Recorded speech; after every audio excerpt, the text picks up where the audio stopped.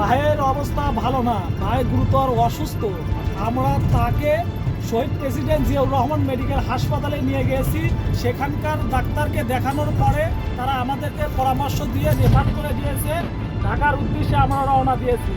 এবং ভাই ঘটনাস্থলে যে সকল ব্যক্তিবর্গ উপস্থিত ছিল সেই সকল ব্যক্তির নাম বলেছেন, আমি সেই নামগুলো বর্ণনা করছি।